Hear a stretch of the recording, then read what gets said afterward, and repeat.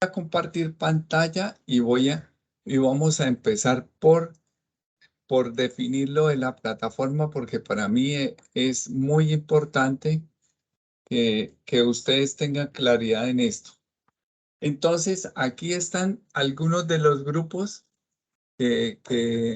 por ejemplo, aquí está el grupo 1 del 24. Entonces, yo les había enviado, agregado a este grupo a todos y con el listado, y lo único que ustedes cuando aceptaron y entraron acá, pueden venir aquí donde dice archivos, en esta zona.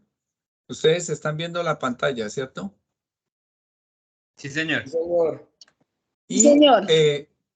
Subir el documento acá. Aquí hay una cosa que dice cargar en la parte, en la cintilla de arriba. Hay una flechita hacia arriba y dice cargar. Ese icono que está allí, a ese icono es al que tiene que dirigirse para cargar. Aquí yo había subido de prueba unos libros de biología para que ustedes los puedan revisar también. Entonces, aquí es donde vamos a dejar el informe del laboratorio. Las personas que ya lo tienen listo, subirlo.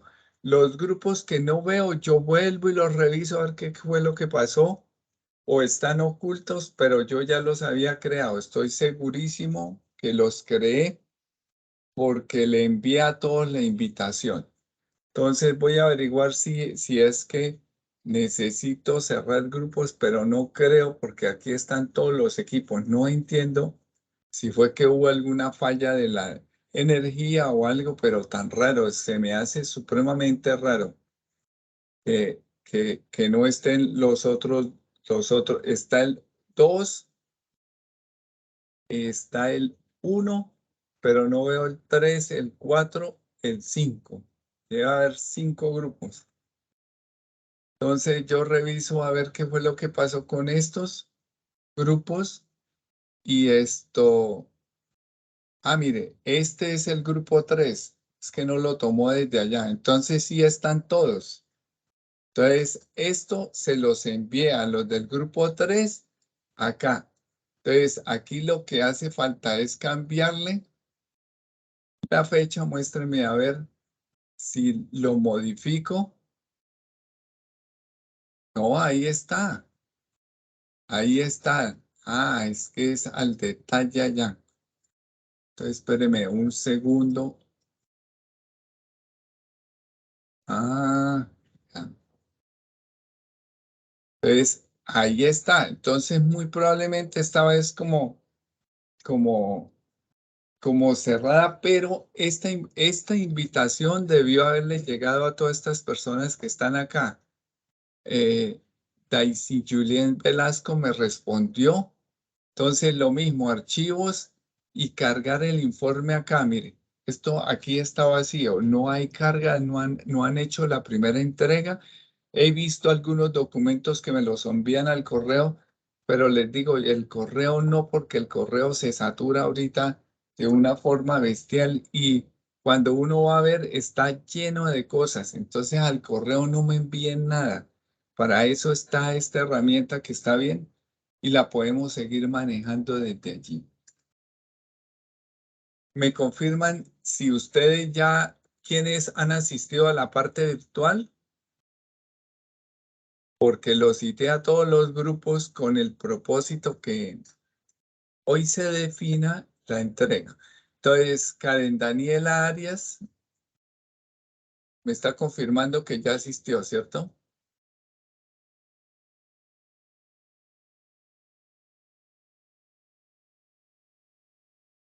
Y lo otro que les voy a pedir el favor, que es muy importante, es que en el correo que les envié diligencien el CIPAS como está allí indicado.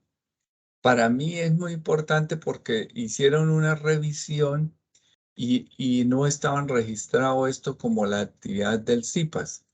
Entonces, estas actividades virtuales, si las vuelven a plantear, entonces van a tener ya otras restricciones distintas, porque si ustedes no hacen el registro de la asistencia, cuando vayan a ver, entonces no, es como si no hubieran participado. Entonces tengan pendiente eso, hagan ese registro. Para mí es importante y para ustedes también en el control que debemos hacer. Bueno, chicos, las personas, voy a explicar la parte de genética de una forma concreta y qué es lo que vamos a hacer allí en la parte de genética. Eh, Solo un grupo, creo que es el grupo 1, que fueron 2 prácticas virtuales. Si no estoy mal, fueron fenómenos de transporte de membrana y la parte de genética. Pero el resto de los grupos hicieron todas las prácticas completas de la 1 a la 7 y hoy vamos a hacer la práctica virtual relacionada con lo de genética. Y lo de genética, vamos a ver algunos conceptos, digamos que son de importancia en toda la formación y ahora que viene todo este tema de las evaluaciones finales, pues también le van a servir estos conceptos para que preparen su evaluación. Entonces, vamos a iniciar ya con el tema.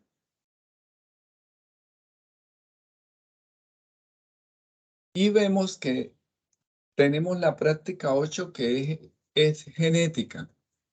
Aquí hay unos conceptos básicos de genética mendeliana, intencionalidades formativas, propósito, el laboratorio virtual CoLab. No sé realmente a qué laboratorio está haciendo ahí, pero había un laboratorio que era virtual. No sé si todavía está adjunto en la guía, porque yo en la guía no vi un link para ese laboratorio, no sé si fue que les quedó ahí. En todo caso, vamos a ver lo que es la herencia mendeliana y los factores de la herencia ligada al sexo, pero también vamos a ver lo que es herencia completa y codominancia, incompleta y codominancia. Entonces, determinar los caracteres heredables en una población y comprender a partir de la genética de poblaciones los factores por los cuales se genera la evolución de las especies. Esto de aquí es muy complejo realmente porque nosotros no vamos a hacer muchas análisis de varianzas, pero eso es lo que estaba allí como propuesto.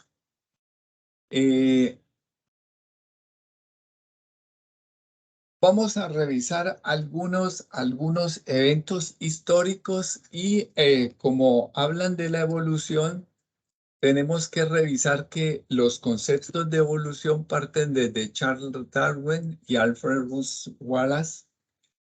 Estos científicos anunciaron conjuntamente la teoría de la evolución y la teoría de la evolución tiene que ver directamente con la genética. ¿En qué sentido? En que sobre todo Darwin, cuando logró viajar por el mundo, recolectó distintos especímenes que fueron analizando. Incluso él estuvo en terreno y se dio cuenta que ciertas especies que eran muy similares, que tenían ciertas características y que en algún caso alguna estaba viviendo aún separada por un río o por una montaña distinta, habían cambiado, que en algún momento, supuso él, habían sido la misma especie, pero como un grupo de individuos quedó aislado, empezó a evolucionar por aparte, teniendo periodos de apareamiento distintos, comían cosas distintas y en algunos casos, Discúlpeme un segundo.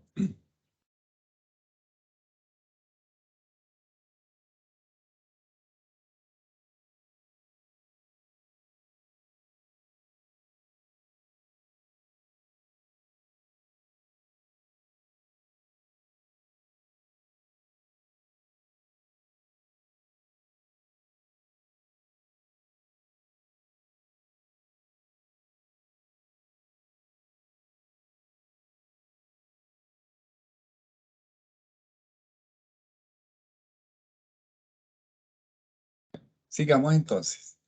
Y ellos, digamos que esa fue la primera vez que se dieron cuenta que las características de los organismos, pues, podían cambiar.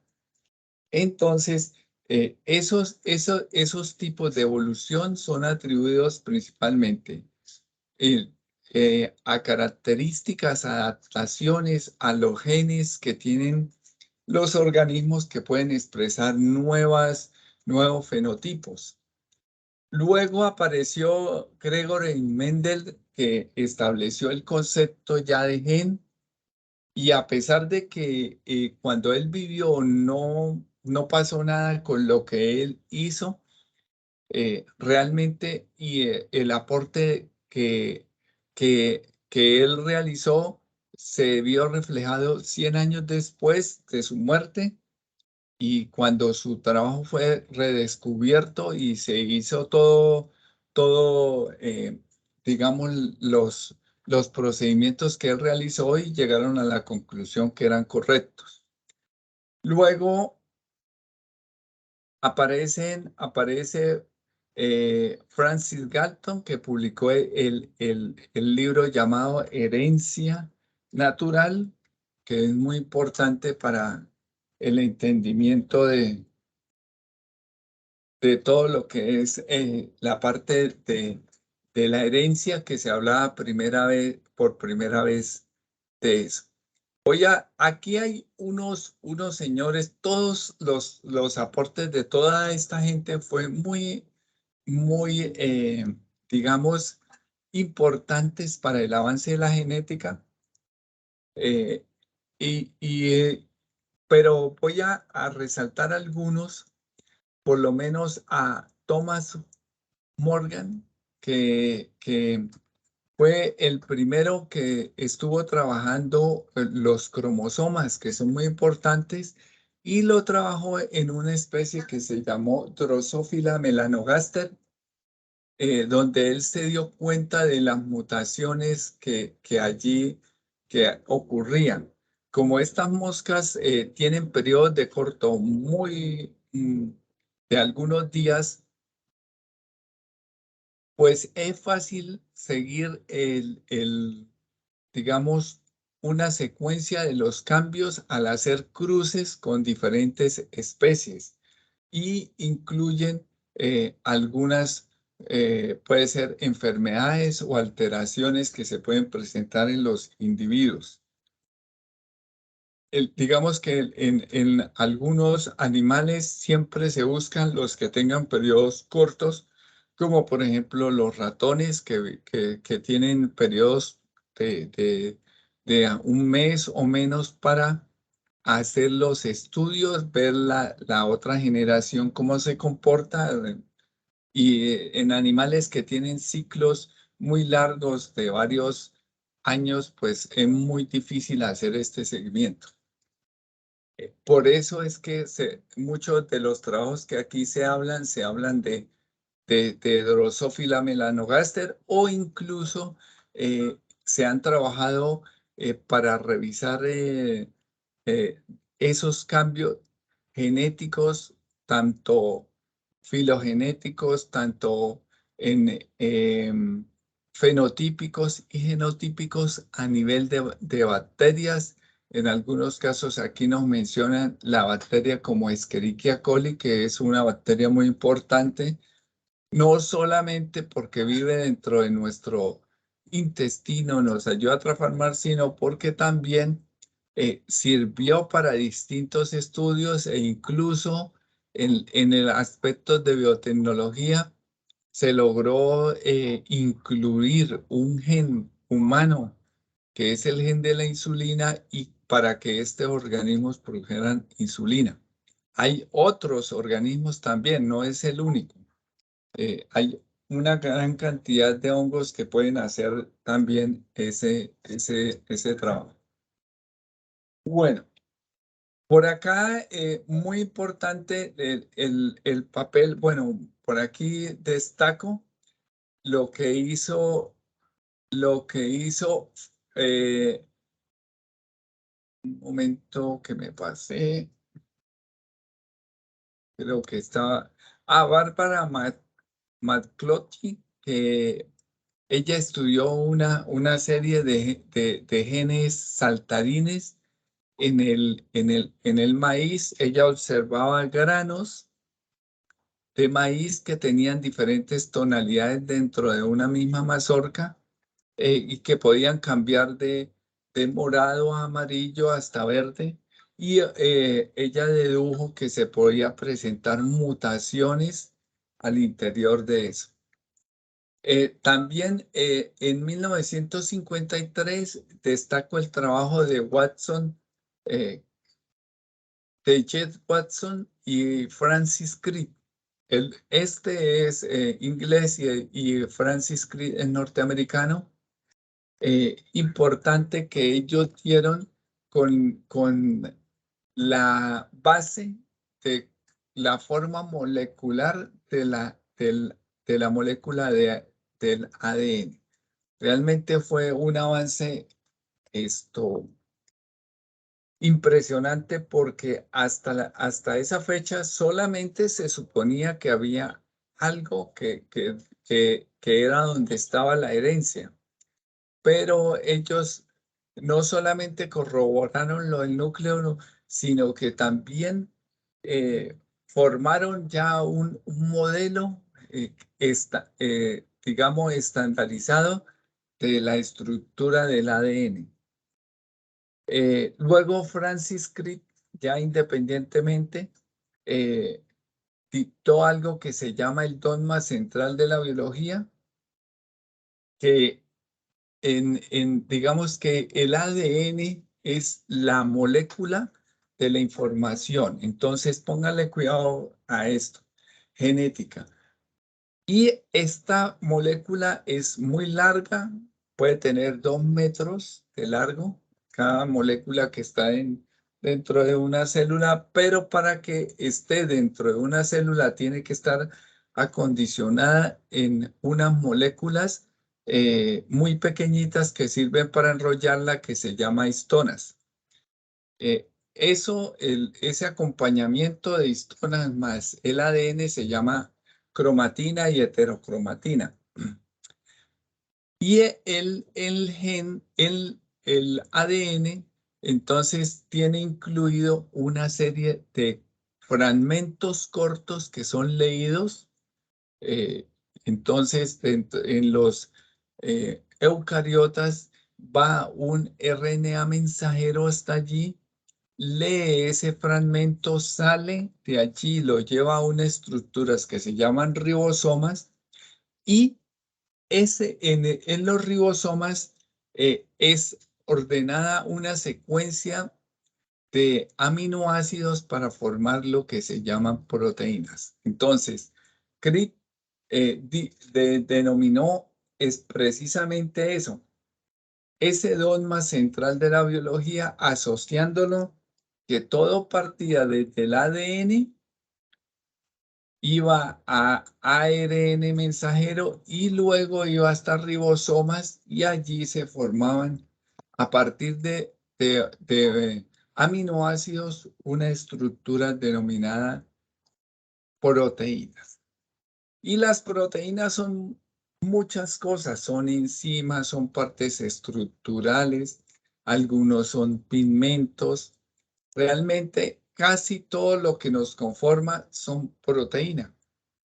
En otras palabras, están codificadas, digamos, cada proteína tiene que haber una información en el ADN para que se estructure.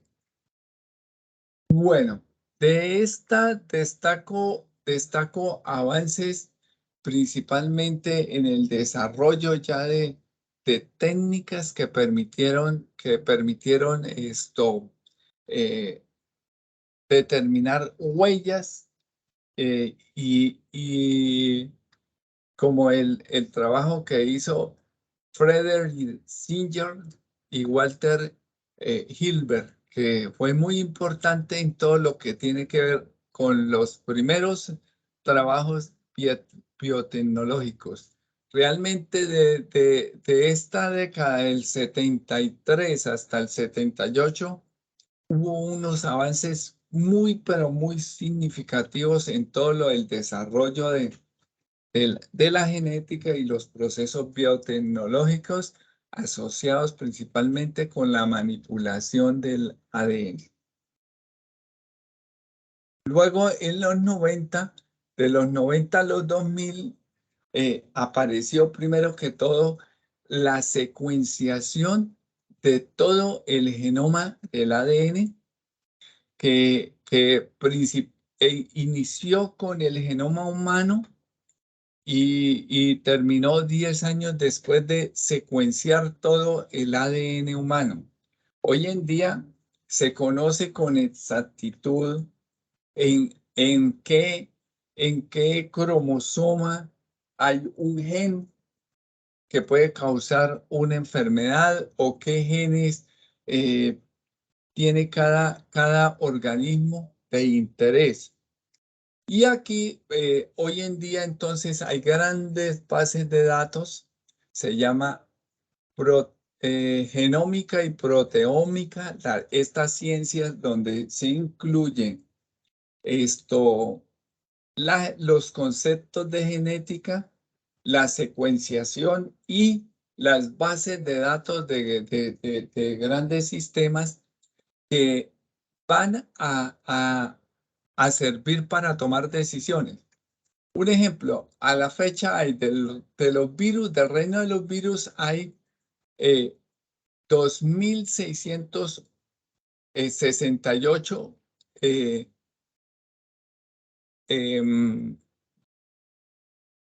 completos, especies que han sido secuenciadas todo su genoma. De microbios hay unos 1.700 especies que se han completado y hay más de 6.000 que se están trabajando. En los hongos hay unas 208 especies completadas y hay más de 205 que se siguen trabajando. Del reino Animalia hay 186 especies completadas, toda la secuencia del ADN, cada uno de los genes ya se conoce con exactitud qué pasa. Y en las algas, plantas más algas, hay unas 47 especies y hay otras 107 especies que se están trabajando. Y ustedes dirán, ¿y para qué es importante esto? Pues digamos que durante la pandemia, ahorita la pandemia del COVID-19, en el 2020 realmente cuando ya se quería saber qué era lo que pasaba, cuando entramos a un confinamiento, que fue lo primero que se hizo para digamos, detener el avance del virus y ya se llegó a una identificación con certeza de qué virus se trataba y de qué cepa se trataba. Pues sencillamente se entraron a estas bases de datos que ya están secuenciadas y desde allí empezaron a trabajar en las vacunas. Entonces, por eso todo esto es muy importante. Hoy en día, cualquier toma de decisiones, muchos de los científicos que trabajan en algún gen particular, pues tienen que ir a consultar qué es lo que hay. Bueno, voy a pasar esta diapositiva y ahora me regreso para explicar algo. ¿Hasta ahí hay alguna inquietud? ¿Me confirman? No, señor, ninguna. Bueno, resulta que por herencia nosotros vamos a tener que si nos vemos como humanos, vamos a tener que hay una pareja, pueden llamarse esposo y esposa y van a tener hijos, o sea, van a tener un apareamiento y de aquí van a formar un nuevo individuo que lo llamamos el hijo. En ese caso vamos a tener que hay un aporte muy igualitario del material genético, tanto de la madre como del padre. O sea que en condiciones de igualdad van a tener esos nuevos individuos, van a tener el mismo material genético de ambos padres.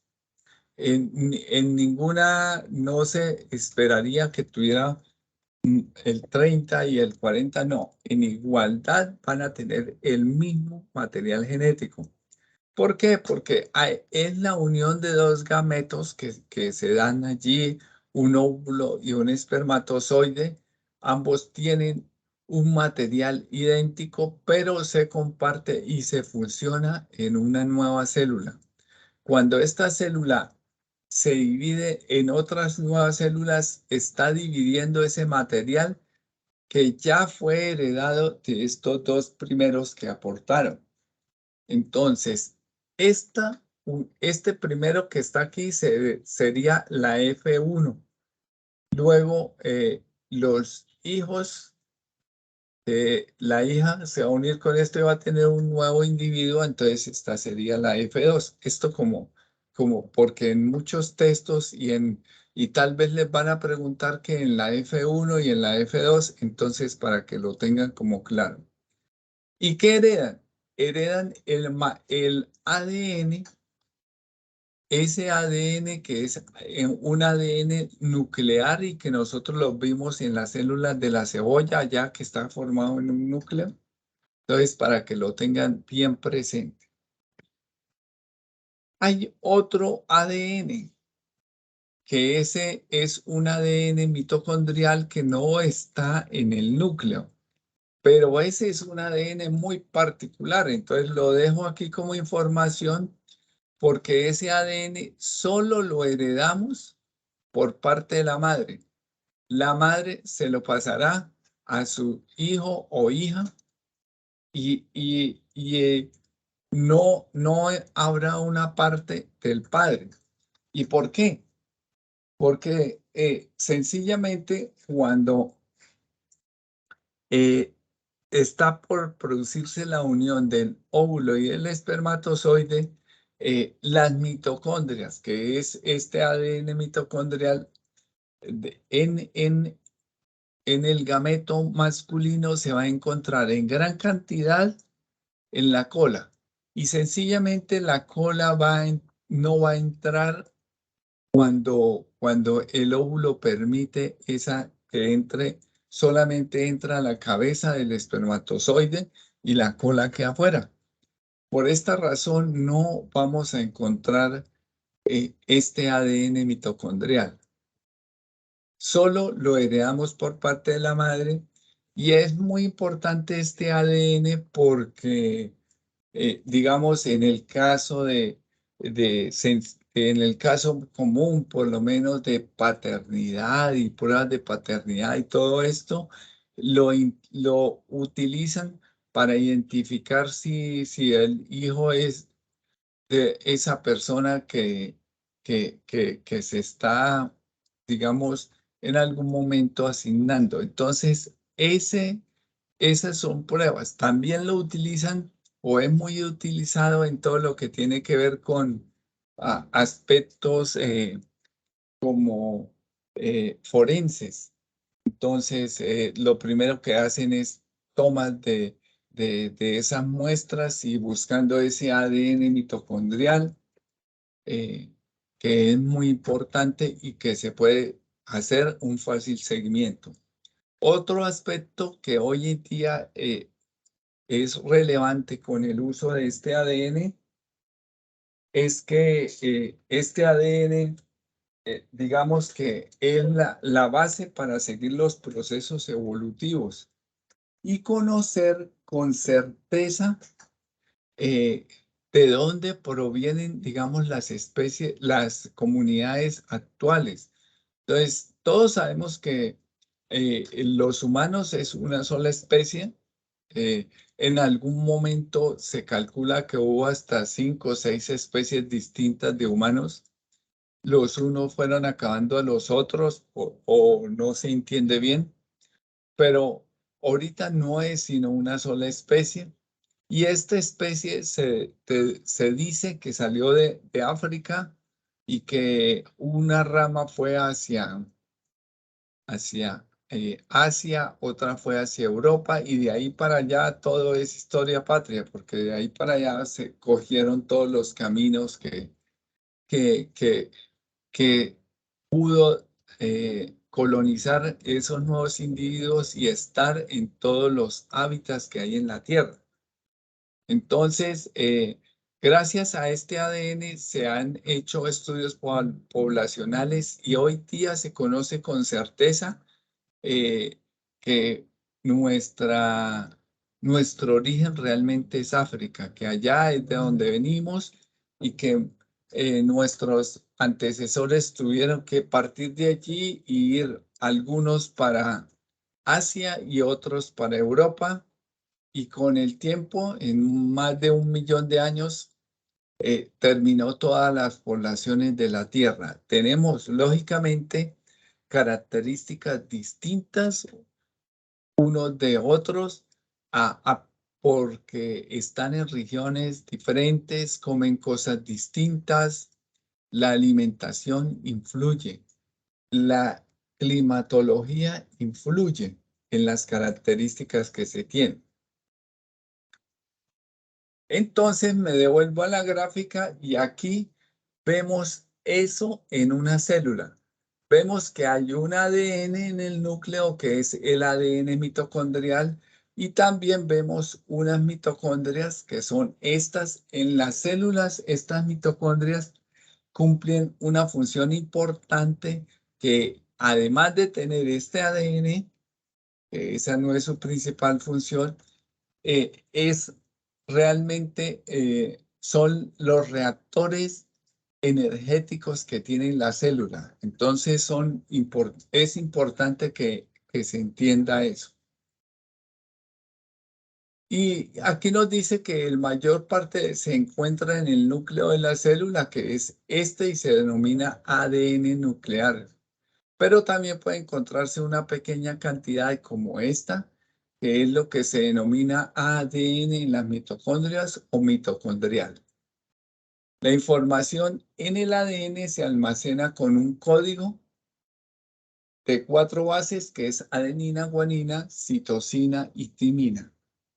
Y el ADN humano consta de 3.5 mil millones de bases y más de 99% son iguales en todas las personas.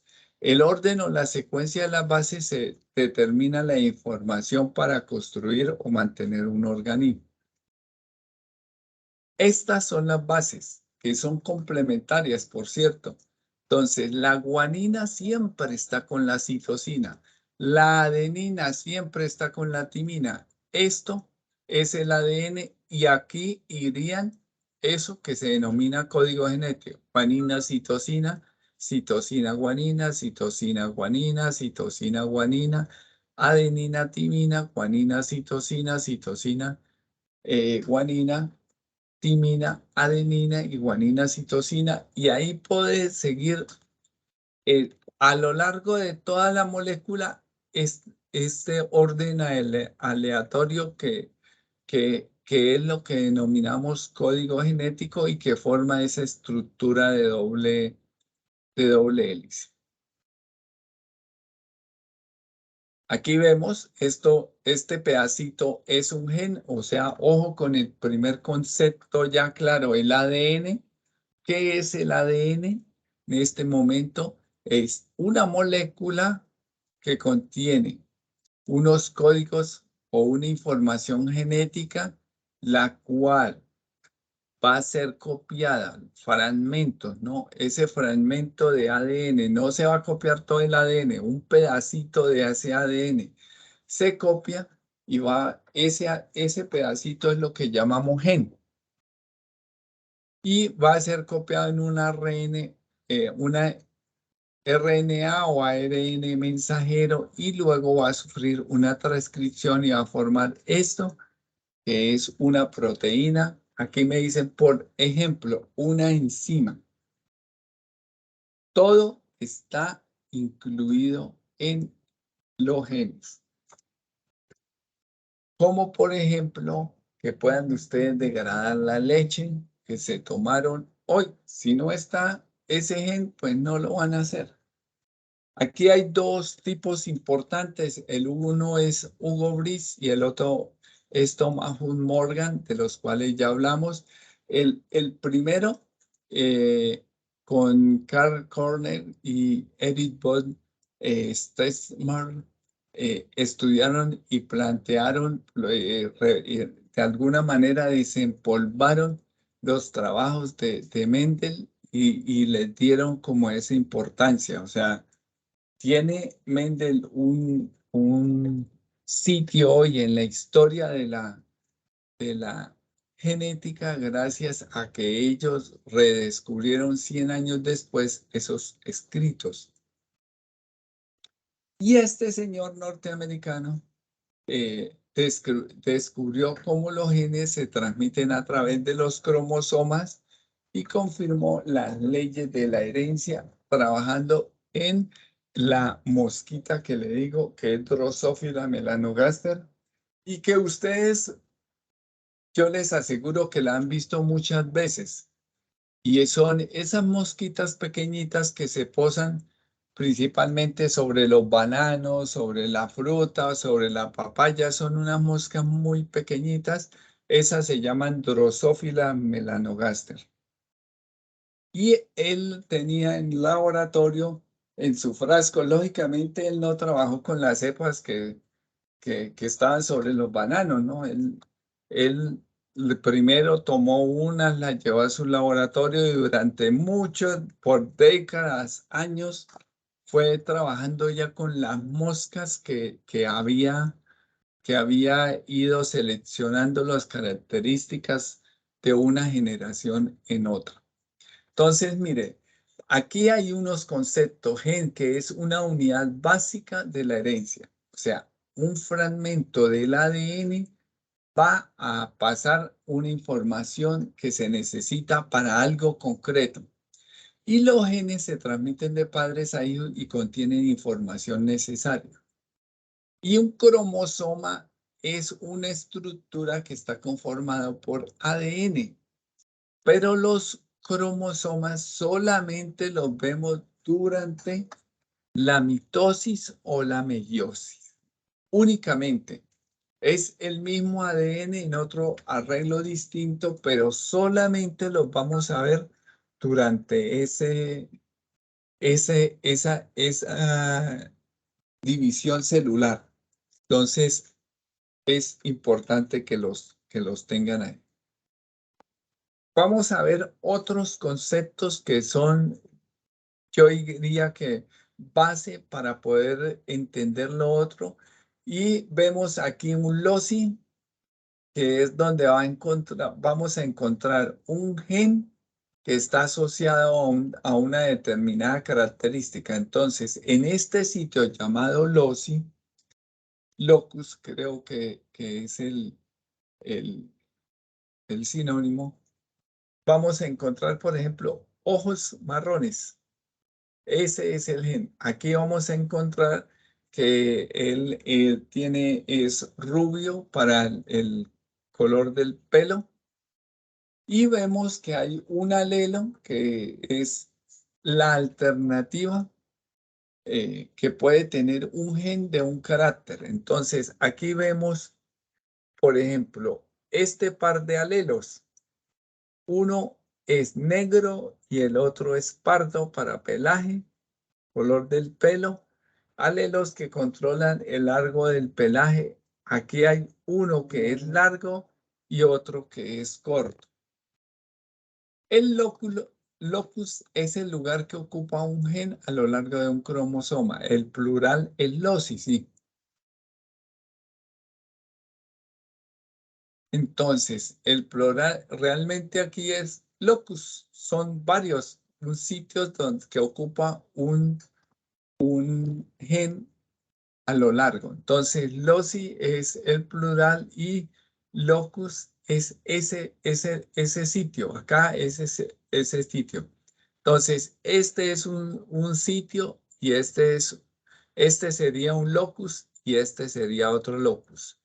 Este locus y este es otro locus. Y hay otros conceptos donde llamamos homocigoto, un individuo que para un gen dado tiene en cada cromosoma homólogo el mismo alelo. Por ejemplo, esto puede ser A mayúscula o A minúscula. En este caso se denomina homocigoto porque es igual. En este otro caso también se denomina homocigoto, que se denominan con la letra minúscula. Este sería dominante, este sería recesivo. Ya vemos es un poquito qué es. Y aquí vamos a hablar de los heterocigotos, donde hay un gen dominante y uno recesivo, o uno recesivo y uno dominante. No dejan de ser heterocigotos. Homocigotos, homo, igual, heterocigotos, diferente. Bueno, aquí vemos un ejemplo de homocigotos. Para alas normal, entonces vemos que no hay ningún inconveniente para esta mosca que se llama Drosophila melanogaster. Ellas pueden volar sin ningún problema, pero aquí en este hay un heterocigoto donde hay un gen para alas normales y un gen para alas amorfas. Aquí está el gen para alas amorfas y el gen para alas normales, pero es una característica dominante, o sea que siempre va a tener, a pesar de que está en solo este par, un par que es alas normales y no normales, va a ser heterocigoto y el fenotipo va a ser normal, alas normales. Y aquí vemos un individuo que tiene un gen recesivo para alas anormales y un gen recesivo para alas anormales, y él va a tener problemas para volar porque tiene unas alas incompletas, no les permite volar este individuo. Entonces, este es otro de los conceptos que está allí. Entonces, concepto ya para abordar lo que se denomina un homocigoto, individuo que para un gen dado tiene en cada cromosoma homólogo el mismo tipo de alelo. Por ejemplo, AA o A. Y heterocigoto, individuo que para un gen dado tiene en cada cromosoma un alelo distinto. Entonces será 1A dominante con un A recesivo. También se conoce como híbridos. Y la herencia dominante, donde el fenotipo es de lo físico, de lo que yo veo, de los híbridos. Por ejemplo, A mayúscula y A minúscula es igual en cada uno de los progenitores. Entonces, ambos tendrán ese y los nuevos herederos van a tener esos heterocigotos, pero van a ser con una característica importante y no va a ser un fenotipo que se denomina fenotipo dominante. Cuando yo me refiero a fenotipo, estoy refiriéndome a lo físico, a lo que yo veo. Una cosa es el fenotipo con F y la otra cosa es el genotipo con G de gato. Cuando me estoy refiriendo al genotipo con G, me estoy refiriendo a las variantes que hay en cada uno de los cromosomas. Por ejemplo, que se puede presentar que estén las dos variantes de genes que sean homocigotos, todos dominantes, o se puede presentar este caso que es heterocigotos. Eso es importante para... Listo. Ahora sí entremos ya a hablar de este señor que se llama Gregorio Mendel. ¿Él quién era? Él realmente era un sacerdote o un tipo que estaba en un convento y que estaba educado a la enseñanza, a la educación, pero también en esos espacios, en esos tiempos tenían que cultivar sus propios alimentos. Y se dieron cuenta, o él se dio cuenta, que habían plantas, en este caso trabajó alberjas, en muchos casos hablan de guisantes, pero son las mismas alberjas que habían de este material vegetal que en algunos casos tenían las semillas amarillas, en otros casos verdes, en algunos casos tenía las semillas rugosas, en otros lisos. Y él siguió haciendo sus experimentos, pero además, como lo dice aquí, cultivó alrededor de unas 27.000 plantas, unas 34 variedades distintas, examinó más de 12.000 descendientes, obteniendo cruzamientos dirigidos y conservó unas 300.000 semillas. O sea que él era realmente muy ordenado en el manejo de los datos y sobre todo lo que hizo exitoso el trabajo de él era que conocía de estadística y la pudo aplicar para el manejo de eso y tener unas proporciones. Entonces, la genética, aquí se consideran instrucciones bioquímicas que transmiten información de generación en generación.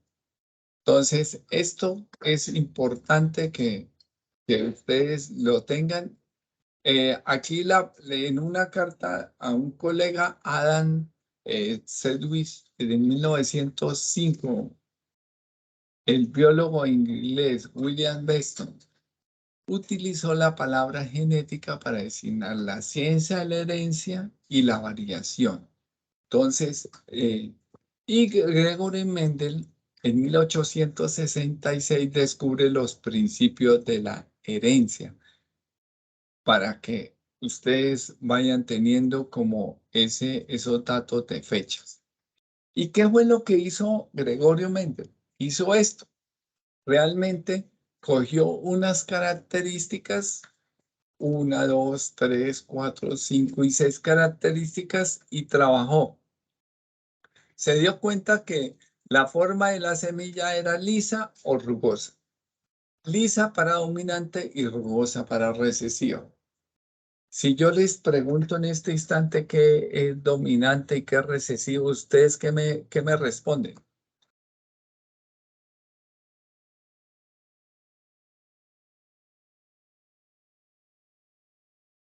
¿Se fueron?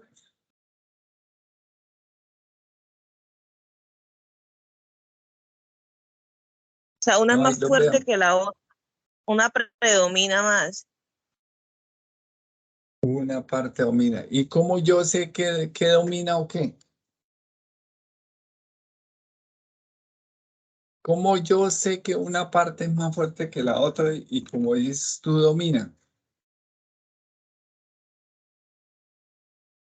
¿Qué opinan los demás? Pues lo podemos ver por las características que poseen. Exactamente, las características. Si yo veo en la población de aquí, digo que tenemos color de ojos oscuros, esa parte es dominante aquí. Aquí no tenemos ojos azules. Habrá una pequeña parte de la población que tenga ojos azules, esa es una característica recesiva. Entonces, muy importante. Entonces se dio cuenta de eso, de la forma. El color de la semilla era amarillo dominante y verde recesivo. La forma de la vaina lisa, dominante o rugosa recesiva. El color de la vaina verde dominante y amarillo recesivo. La posición de la flor eran axiales, era dominante o terminal, eran recesivas. Entonces, aquí están en la parte axial o en la parte terminal. Y el tamaño la longitud del tallo era largo, como este, que era dominante, y tallos cortos recesivos. Eso fue lo que él hizo. Y también organizó esto. Mendel observó el resultado de este cruzamiento y lo llamó generación F1, o sea, la primera generación. Y en muchos de los textos que ustedes han leído, o ya sea en el curso o en cualquier otro lado, van a encontrar la F1.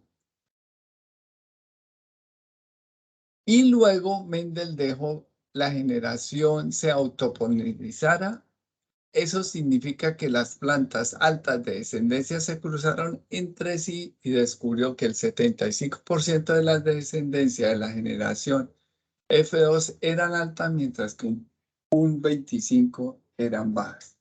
Entonces, aquí ya cruzó con los anteriores individuos y estamos hablando de la F2.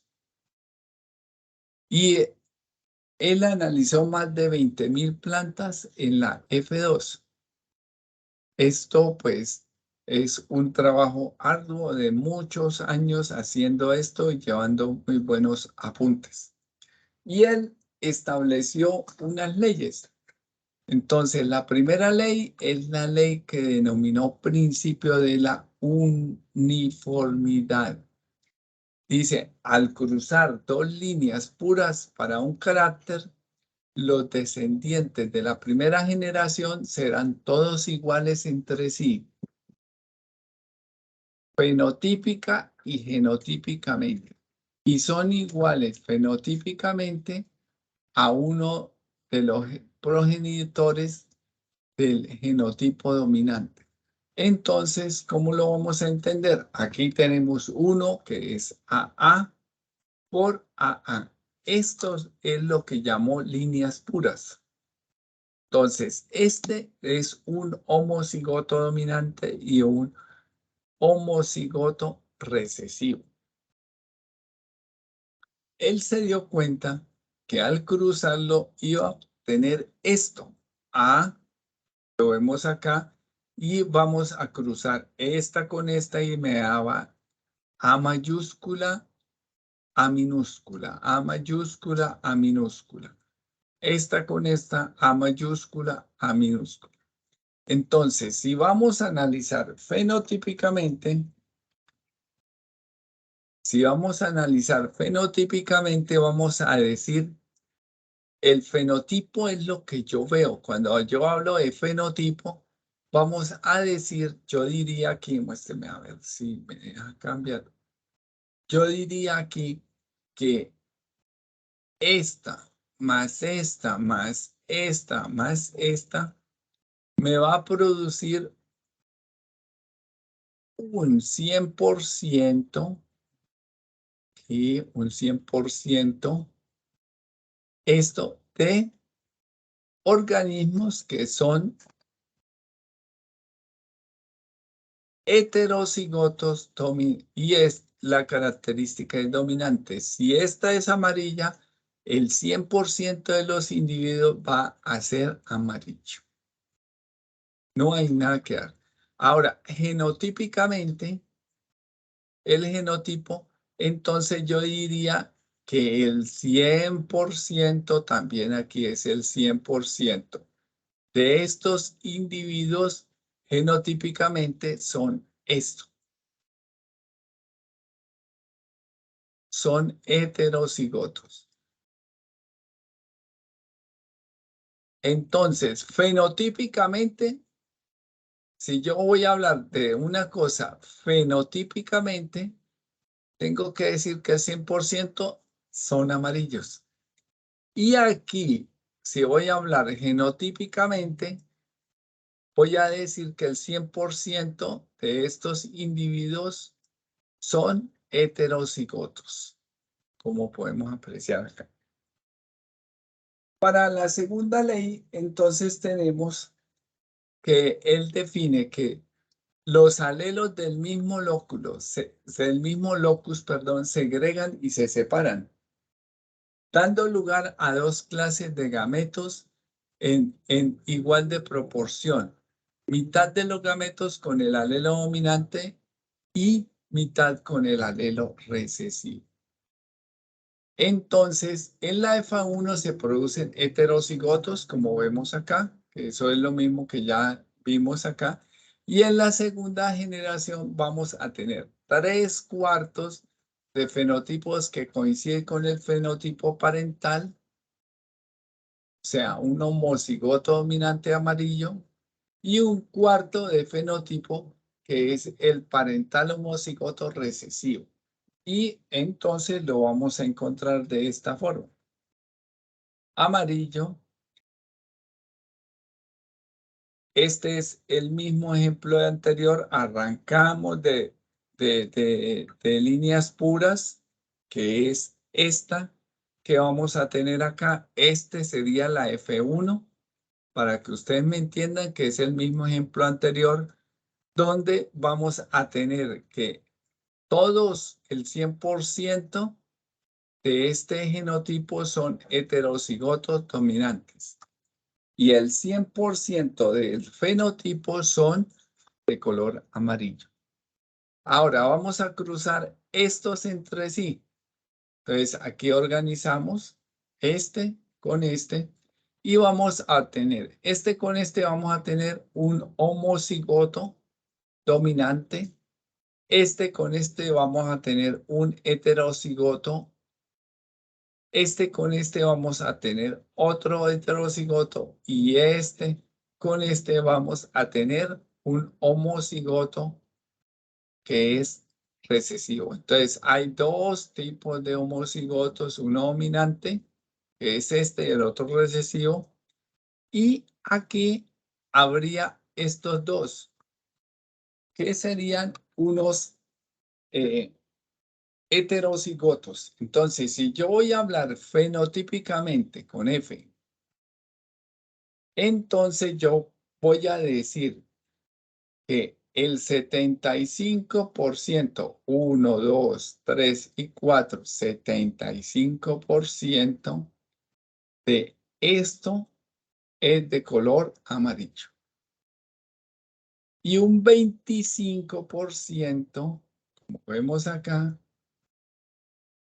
es verde. Si yo voy a hablar genotípicamente de esto, genotípicamente yo tengo que decir que hay un heterocigoto que es dominante. Uno. Hay un heterocigoto que es recesivo. Listo. Y, perdón, un homocigoto dominante y un homocigoto recesivo. Y un heterocigoto que es este. Este sería el 25%. Este también sería el 25%. Y este de acá sería igual al 50%.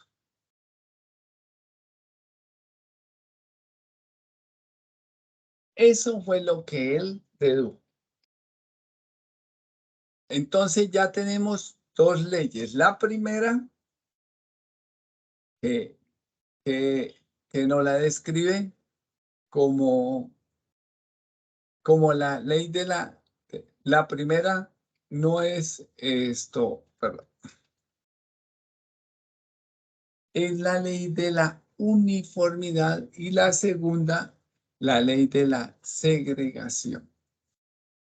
Entonces, uniformidad porque nos dan lo mismo. Y aquí en esta, cuando tenemos heterocigotos, los cruzamos, va a haber una segregación, o sea, se dispersan, no es uniforme, sino, como vemos, hay dos heterocigotos, el 50% de heterocigotos, un 25% de homocigotos dominantes y un 25% de homocigotos recesivos. Bueno. Entonces la proporción vamos a tener que 2, 1, 2, 1. 1 por este, 2 por este y 1 por este. Ahora vamos a la tercera ley de Mendel. Entonces la tercera ley nos dice que hay un principio de transmisión que es independiente. Y Mendel concluyó que los alelos de un gen se transmiten independientemente de los alelos de otro gen. O sea, ¿esto qué quiere decir? Ya no estamos hablando de un par de alelos, sino de distintos alelos. Y vamos a tener aquí unas líneas puras para las plantas de semilla amarilla y lisa, como en el ejercicio primero de la uniformidad, que es la primera ley. Y vemos que aquí todos van a ser iguales. Aquí no hay nada diferente. Pero ya para la segunda, para el segundo cruce, vamos a tomar estos individuos de acá y vamos a hacer cruces entre ellos. Y vamos a cruzar características que tenemos acá con estas. Entonces ya vemos que hay una segregación, pero que no, esa segregación no tiene una relación para segregarse unos alelos con otros. ¿En qué sentido? Por ejemplo, vamos a encontrar aquí un amarillo y liso. Pues lo vemos AA y este. Vemos otro que es amarillo y liso, pero aquí hay un heterocigoto. Aquí vemos amarillo y liso también, pero aquí vamos a ver amarillo y rugoso. Aquí vamos a ver amarillo y rugoso. Entonces, es una transmisión independiente de los caracteres. No siempre lo que veíamos que iban como dominantes se van a mezclar entre sí. Y aquí vamos a tener entonces de esa transmisión independiente estos resultados. Uno, que es esta, que está aquí, que es este cruce de heterocigotos, homocigotos dominantes. Aquí, este ya es un heterocigoto. Y aquí en esta parte está recesivo, el dominante y el recesivo. En esta parte hay un dominante y un recesivo, y en esta parte, que es si es rugosa o lisa, vemos que hay la línea pura. Aquí es un heterocigoto, pero aquí también. Y aquí vamos a ver la proporción. Entonces, una cantidad de este, dos de este, 2 de este y 2 de este.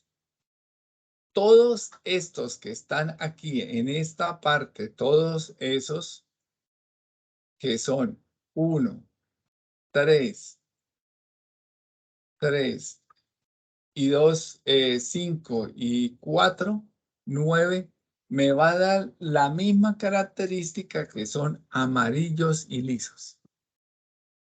Como aquí. Son 9. Ahora, hay otra característica que son amarillos y rugosos. Entonces, ¿cuáles son amarillos y rugosos? Se me perdió. Acá está. Aquí vemos amarillos y rugosos.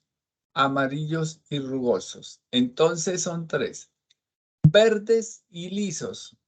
Verdes y lisos es este y es este, serían 3. Y el que es solamente verde y rugoso, que es 1. O sea, para una proporción de 9, 3, 3 y 1. Y esa es la tercera ley de Mendel que establece que es la ley de la transmisión independiente. Entonces, no se les olvide, la primera, las leyes de la uniformidad, que es lo primero que vimos acá. Esta, la ley de la uniformidad, que es esta, perdón, acá, esta, donde vamos a encontrar que el cruce de 2 líneas puras va a dar estas uniformidad en los individuos de esa generación. Pero si vamos a cruzar, vamos a tener una segregación ya de esos caracteres, dando un 25% de homocigotos, o sea, de líneas puras, y un 50% de heterocigotos.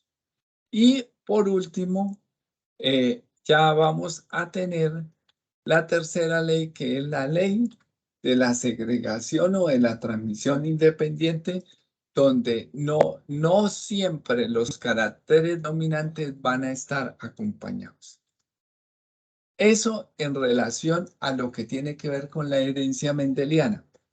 Pero además existen otro tipo de herencias y una es la codominancia y otra la herencia incompleta. Resulta que en la codominancia existe que ambos genes, aquí es donde aparece una cosa que es rara, ambos genes, el heterocigoto no presenta un gen recesivo. Aquí no hay un gen recesivo en ninguno. Y al cruzarse estos dos individuos, por lo menos esta gallina negra con este gallo que es totalmente blanco, vamos a tener lo que conocemos una gallina de color sarabiado, en los cuales vamos a ver que los tonos negro y blanco predominan. O sea, ninguno de los genes fue por encima del otro, sino ambos se expresaron al tiempo. Y aquí vemos un caso adicional donde vemos la dominancia incompleta o herencia intermedia, donde ambas características se manifiestan sin mezclarse. Vemos aquí que hay una flor roja y una blanca y sencillamente van a presentarse unas tonalidades entre blanco y rosado. Como podemos apreciar acá en este, pero no se resalta como en la codominancia una alternancia de los genes, sino hay una mezcla total de eso. Y si se hace la generación 1, vamos a tener rojos, que es un fenotipo, un genotipo para un gen dominante, y vamos a tener el blanco, que es una herencia, sería como la otra línea pura, y vamos a tener 2 heterocigotos que son para ese color como rosa.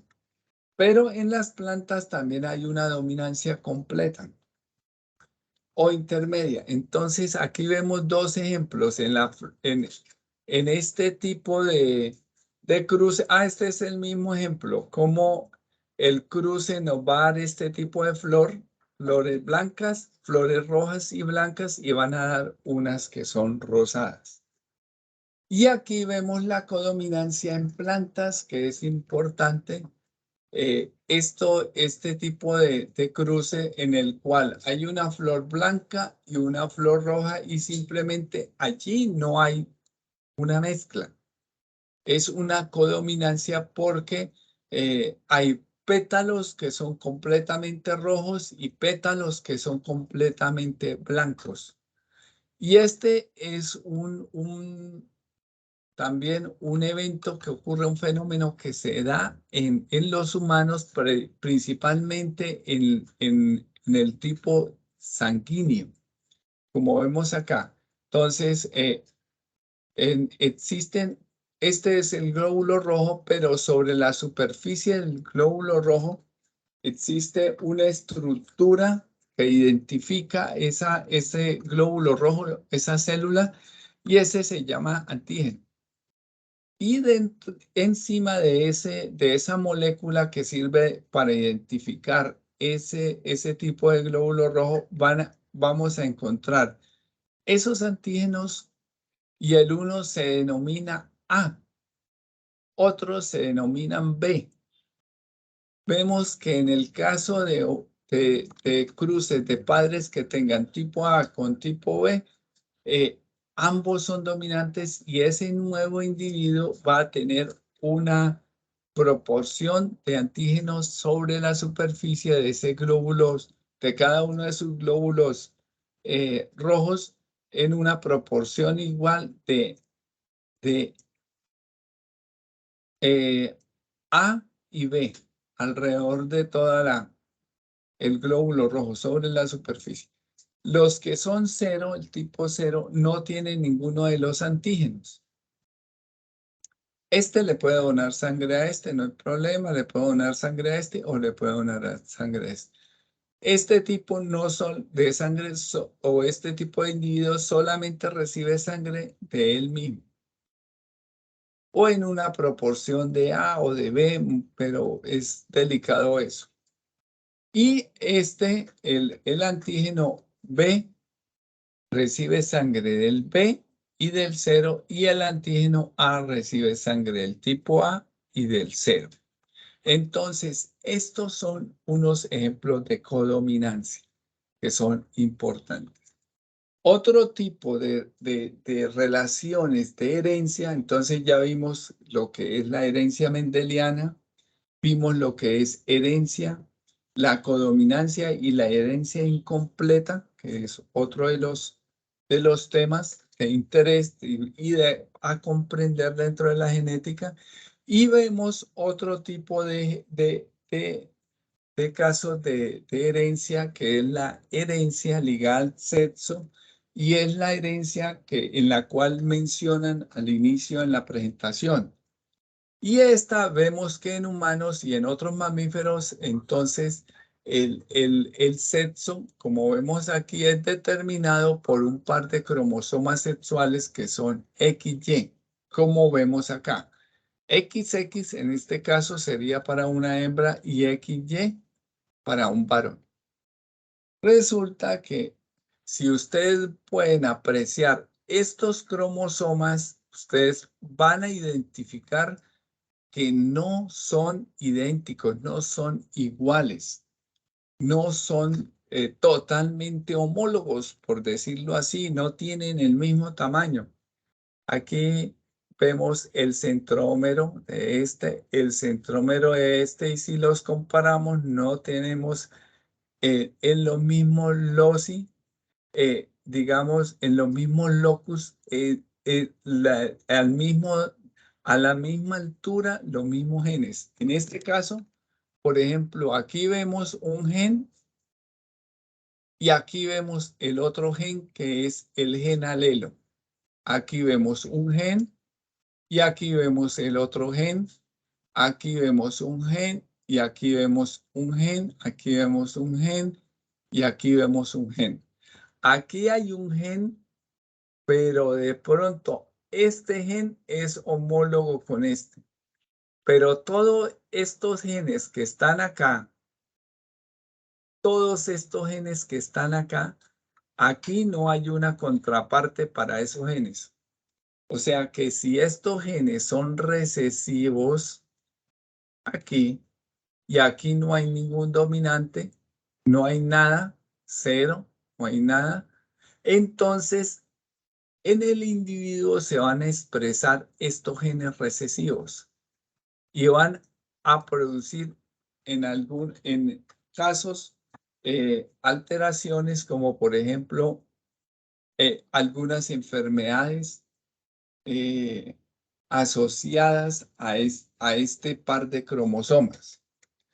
Entonces, aquí están los homofílicos, la hemofilia, perdón, que es una enfermedad en la cual se transmite de madres a hijos varones con línea directa, digamos, más probabilidad. Las mujeres también pueden tener hemofilia, pero el porcentaje es mucho menor. Tienen que tener los dos genes recesivos. Entonces, digamos que nada más tener esto sería el 25% de probabilidad para tener esa alteración en una mujer. De resto tendría que tener una configuración así y una configuración así que le daría un 75% de probabilidades de no tener esta enfermedad. En el caso de los hombres, no, sencillamente el gen está y el 100% de la probabilidad se va a dar de que va a sufrir de esta enfermedad. Como ustedes tal vez lo han revisado este tema, pues no tienen que saberlo al 100%. Esta es una enfermedad que está asociada con factores de coagulación de la sangre, especialmente a un factor K. Y hay también algunos casos que son muy severos, en los cuales, digamos, el estar comiendo cualquier cosa puede producir sangrados internos gravísimos. Entonces, esta es una alteración de la salud. Hay otras, como por ejemplo, el acortamiento de los huesos que produce el enanismo, que también está vinculada a este tipo de enfermedades. Entonces, para que ustedes lo tengan en cuenta, nosotros tenemos, esto es un cariotipo más humano, y vamos a tener que de aquí para allá, esto que ven aquí, son lo que se denominan genes autosomales. Y básicamente son los que se expresan en todas las células para desarrollar lo que ella necesita. Por ejemplo, necesita melanina, entonces va a haber en el gen tal, está en el cromosoma tal, están los genes que van a producir en el brazo P o Q, van a estar los genes el gen encargado de producir la melanina. Y tenemos también un par de cromosomas sexuales. Estos en una célula, ¿a qué ayudan a dar? Ayudan a dar ciertas características sexuales al organismo que tiene este par. Pero también son involucrados con aspectos como, por ejemplo, que estén XX ayuda a producir estabilidad hormonal, ayuda, por ejemplo, en las mujeres, en los hombres, si está el gen dominante, no hay problema en este X, pero si está el recesivo, pues va a haber algunas patologías como las que acabamos de mencionar que se pueden expresar. Bueno, ¿qué vamos a hacer? Bueno, esto para que ustedes lo vean, acá esto es tomado de el proyecto Genoma Humano.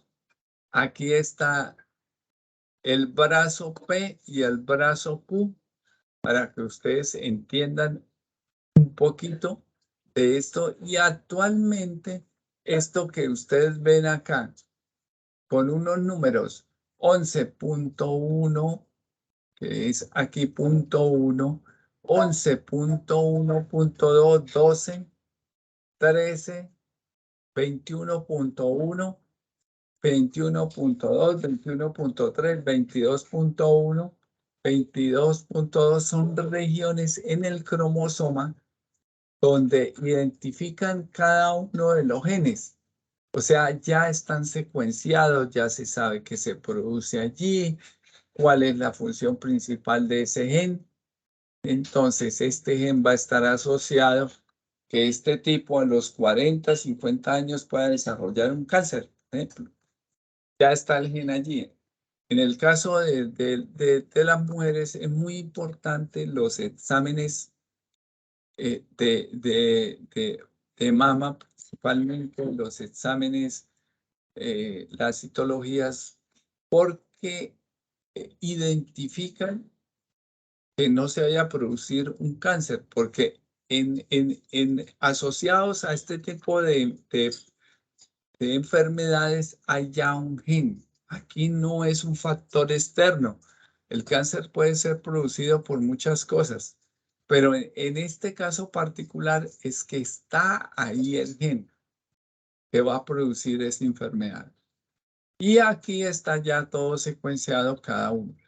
Vemos el caso del gen Y holándrico, que es muy pequeñito, y el otro, el cromosoma X, que tiene gran cantidad de genes, y lógicamente si a uno le toca un gen de esos que le va a producir alguna patología, pues se va a expresar porque no hay de otra. Aquí, si en esta región están los que van a producir la enfermedad y está la forma recesiva, pues toda la enfermedad se va a expresar y la voy a sufrir. Bueno, chicos, entonces, ¿qué es lo que se va a hacer acá? Se va a hacer lo siguiente. Tomen un pantallazo de esto para que lo tengan. Describan las principales características de la herencia mendeliana. Describan las principales características. La acabamos de explicar. Explique qué es la codominancia, la herencia intermedia, y dé un ejemplo cómo se expresa en animales, plantas y en el hombre. ¿Qué es la herencia asociada al sexo? Defina los siguientes términos con ejemplos. Utilice gráficos y textos.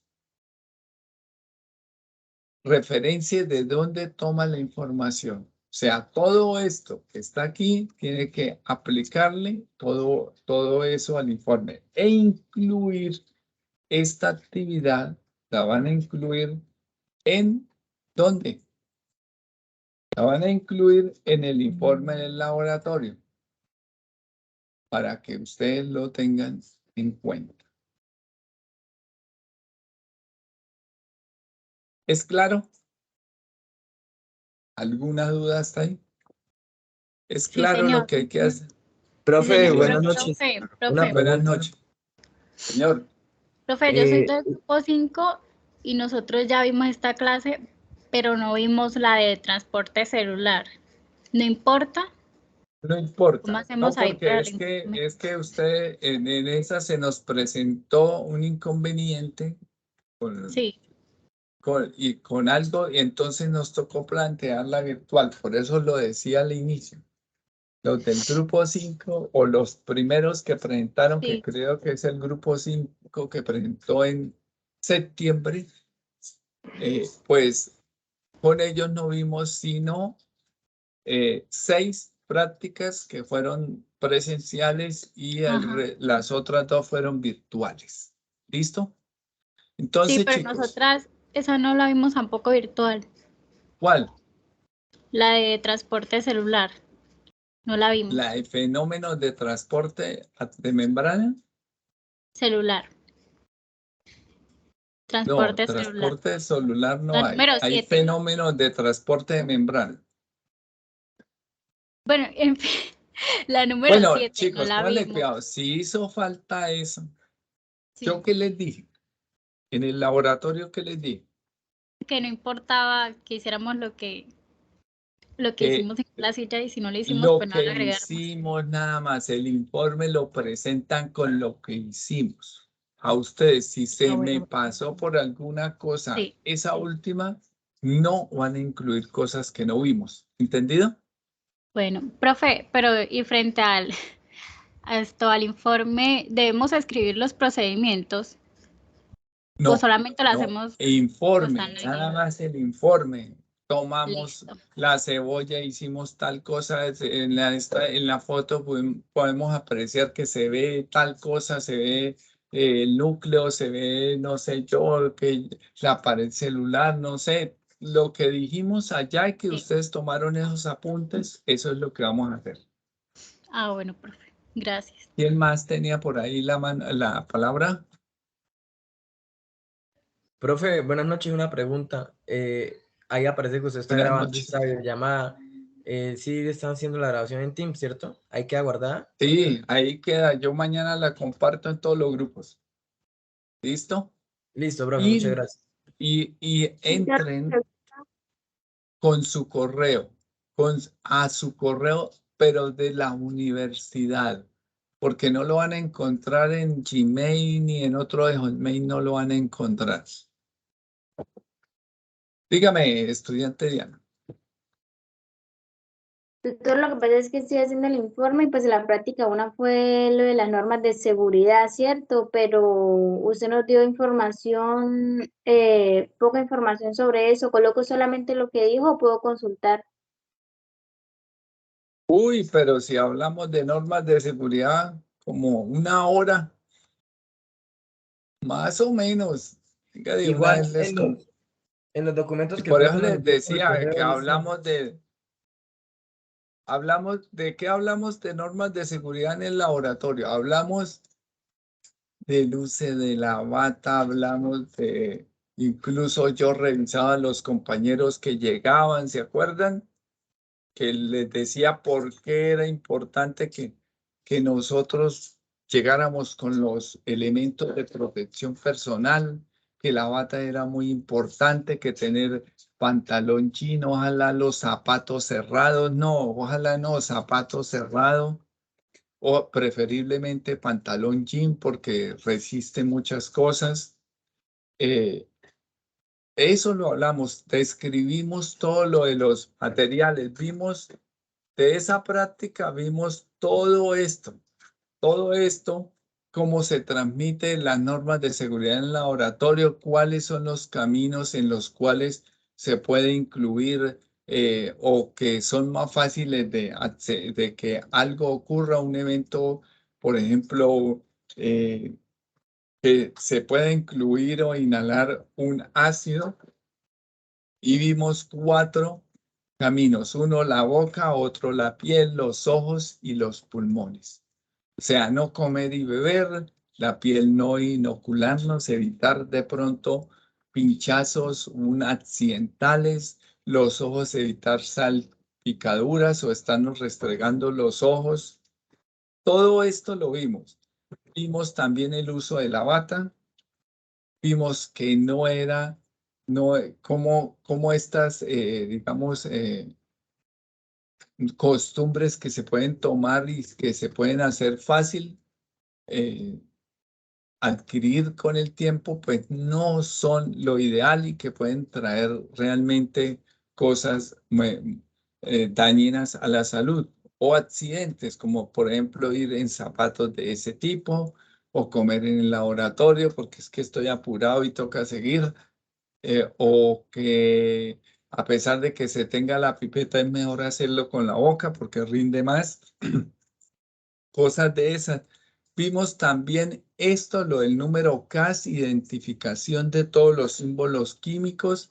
Vimos el número CE, vimos el número, lo de las Naciones Unidas. Fuimos, conocimos todos los gavetes del laboratorio, vimos cómo están marcados los reactivos.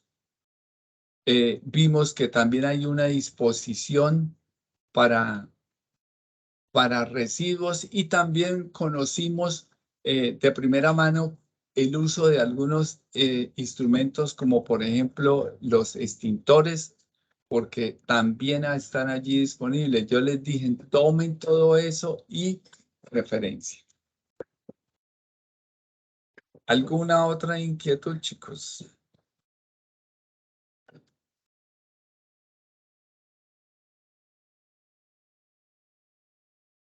¿Alguna otra pregunta, duda, comentario?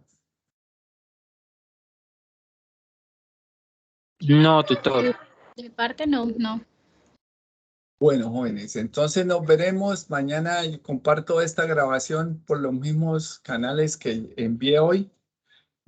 Vuelvo e insisto, chicos, llenen y diligencien el formato de asistencia. Muy importante, está en el correo. En el correo institucional, no puedo enviarlo por otro canal. Y el informe lo suben allá donde ya está. A usted le llegó una invitación para aceptar esa unión, así que la pueden hacer. Bueno, jóvenes, entonces les deseo una buena noche y estamos hablando. Cualquier inquietud estoy atento y lo único que les solicito a las personas, a varios grupos ya,